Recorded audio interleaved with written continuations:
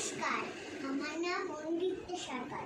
আমি একটি ছড়া বলতে চাই। ছড়ার নাম প্যাঁচার প্যাঁচানি। সুকুমার রায়। প্যাঁচা কয় প্যাঁচানি, খাস তোর চেঁচানি। শুনে শুনে আর নাচে মোর প্রাণ। মজা গলা চুল, আহ্লাদে ঘর, গলা চেরা থমকে, গাছপালা চমক।